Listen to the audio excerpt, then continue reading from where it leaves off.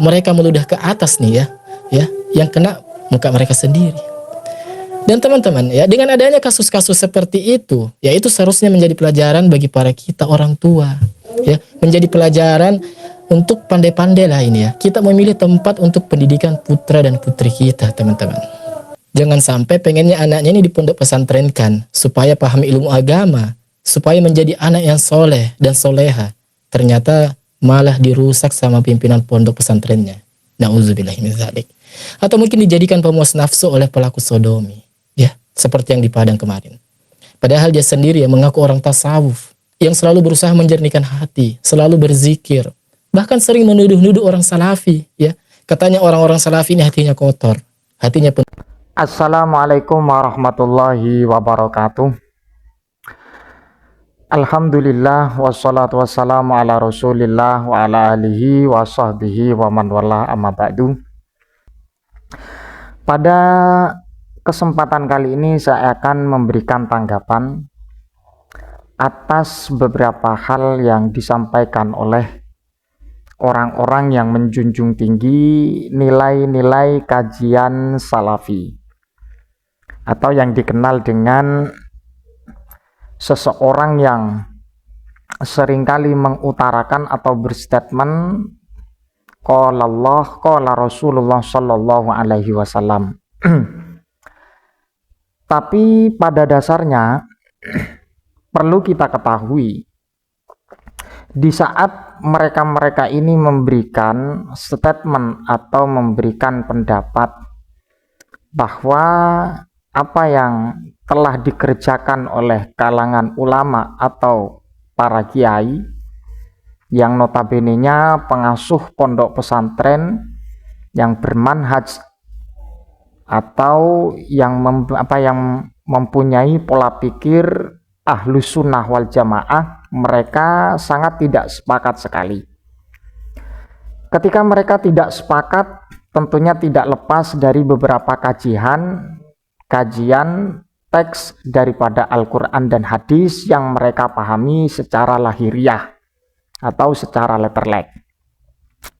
Tapi mereka ketika diajak untuk mendiskusikan secara kajian ilmiah atau al-ilmu bil ilmi, atau dengan mudzakarah, atau dengan tukar pikiran dari berbagai redaksi hadis ataupun redaksi Al-Quran, mereka itu tidak mau. Ya, saya yakin mereka pasti hujahnya cuman ya itu saja. Di antaranya adalah yang menjadi prioritas yang disampaikan mereka untuk mengkanter amaliyah para kiai dan para ulama yang menjunjung tinggi nilai-nilai aswaja. Mereka anggap melakukan sesuatu yang tidak dianjurkan baginda Nabi atau tanda petik bid'ah. Dan ketika tidak bisa untuk mempertanggungjawabkan atau tidak bisa konsisten di dalam pendapatnya yang berkaitan dengan bid'ah, baik secara definisi atau dalam sisi mengkontekstualkan atau mentasawurkan, baru mereka mengkritisi dari beberapa hal yang terjadi atau yang bersifat perilaku. Mereka meludah ke atas nih ya, yang kena muka mereka sendiri. Dan teman-teman ya, dengan adanya kasus-kasus seperti itu, ya itu seharusnya menjadi pelajaran bagi para kita orang tua, ya, menjadi pelajaran untuk pandai-pandai lah ini ya. Kita memilih tempat untuk pendidikan putra dan putri kita, teman-teman. Jangan sampai pengennya anaknya ini dipondok pesantrenkan supaya paham ilmu agama, supaya menjadi anak yang soleh dan soleha. Ternyata malah dirusak sama pimpinan pondok pesantrennya. Nauzubillahi min dzalik. Atau mungkin dijadikan pemuas nafsu oleh pelaku sodomi, ya, seperti yang di antaranya tentang masalah pencabulan atau tentang masalah hal-hal yang bersifat negatif di kalangan masyarakat, atau hal-hal yang bersifat dosa-dosa yang memang secara sharih dijelaskan oleh Al-Quran. Mereka tidak mampu untuk mengantarkan dirinya untuk berhujah secara istiqomah, tapi mereka malah mengkanter perilaku. Jadi dua hal ini perlu saya pisahkan. Kalau memang berbicara tentang ilmu, monggo silahkan, dan harus dipertanggungjawabkan, dan harus siap untuk mengutarakan sesuai dengan apa yang menjadi kajian-kajian kita, khususnya dalam konteks bid'ah atau dalam kajian-kajian sunnah, karena mereka ini ya paling sunnah. Lah ketika tidak bisa untuk mempertanggungjawabkan atau konsistensinya tidak begitu maksimal, baru mereka mengkanter pondok pesantren yang bersifat akidah ahlus sunnah wal jamaah dengan hal-hal yang berbentuk negatif, mulai dari pencabulan dan kemudian dari hal-hal yang pokoknya bukan yang bersifat ilmu lah, tapi yang berkaitan dengan perilaku.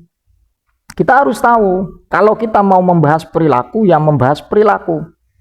Kalau kita membahas tentang kajian ilmu, ya harus kita membahas dengan kajian ilmu. Tapi aneh.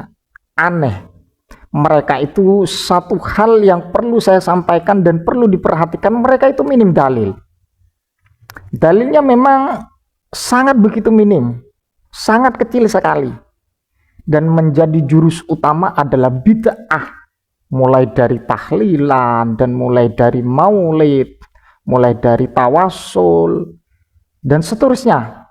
Pokoknya sesuatu yang menurut mereka tidak sesuai dengan ajaran baginda Nabi, atau tidak sesuai atau tidak ada di masa Rasulullah Shallallahu Alaihi Wasallam, itu dianggap sesuatu yang melanggar baginda Nabi, melanggar aturan Nabi. Ini kan sangat begitu kecil pola pikirnya ya.